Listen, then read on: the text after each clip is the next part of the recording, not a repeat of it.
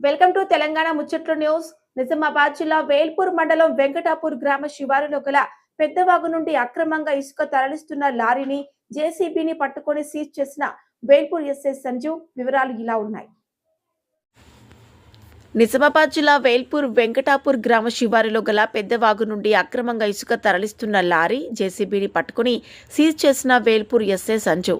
వెంకటాపూర్ గ్రామ శివారు ప్రాంతంలో సుమారు 100కు పైగా ఇసుక డంపులు ఉండటం పట్ల బీఆర్ఎస్ నాయకులు ఆగ్రహం వ్యక్తం చేశారు. కాంగ్రెస్ నాయకులు అధికారంతో కుమ్మక్కై ప్రకృతి సంపదను వేరే ప్రాంతాలకు తరలించి సొమ్ము చేసుకుంటున్నారని ఆరోపించారు.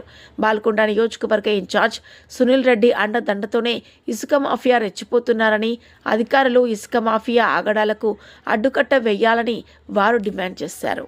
సుమారుగా 8 గంటల సమయం లోపల వెంకటాపూర్ నుంచి కుక్నూరు మధ్య లోపల పెట్రోలింగ్ చేస్తుండగా ఒక లారీ ఇసుక లోడ్తో వస్తుంది. 1429 నెంబర్ దాన్ని. ఇది ఎక్కడ ప్యాకింగ్ చేసుకున్న వీటికి ఎటువంటి పర్మిషన్ లేకుండా ఉండడానికి గమనించి డ్రైవర్ అయినటువంటి దిలీప్ను అదుపులోకి తీసుకోగా ఎక్కడి నుంచి తీసుకొచ్చినాం అనగా వెంకటాపూర్ గ్రామంలోని డంపులో నుంచి జేసీబీతో సహా తీసుకొచ్చినామని చెప్తే ఇమ్మీడియట్లీ ఒక జేసీబీ అక్కడికి కూడా వెళ్ళేసి ఒక జేసీబీని స్వాధీనపరచుకోవడం జరిగింది.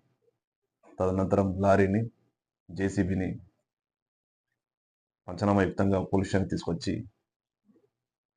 Driver, lorry owner, JCB driver మరియు ఇంకొకరి పైన వెంకటాపూర్ గ్రామస్తుడి పైన ఇంకా పేరు తెలియదు. అది తదుపరి విచారణ తెలుపుతాం. వారందరిపైన కేసులు నమోదు చేసి దర్యాప్తు చేస్తుంది.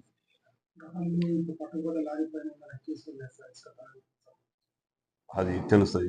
ముందు ఇన్వెస్టిగేషన్ కంప్లీట్ కాలేదు. నిన్న రాత్రి తీసుకొచ్చినాం కాబట్టి రేపటి వరకు ఏమన్నా కొలికి వస్తుంది. నిజామాబాద్ జిల్లా వేల్పూర్ మండలము వెంకటాపూర్ గ్రామంలో ఉన్నటువంటి పెద్దవాగు నుంచి అక్రమంగా ఇసుక తరలించడం జరిగింది. దానిలో భాగంగా ఇక్కడ ఉన్నటువంటి మీడియా మిత్రులు దీన్ని మన అధికారుల దృష్టికి తీసుకెళ్తే వాళ్ళు వెంటనే స్పందించి అక్కడ ఉన్నటువంటి దాదాపు 200 నుంచి 300 ట్రాక్టర్ల ఇసుకను సీజ్ చేయించడం జరిగింది.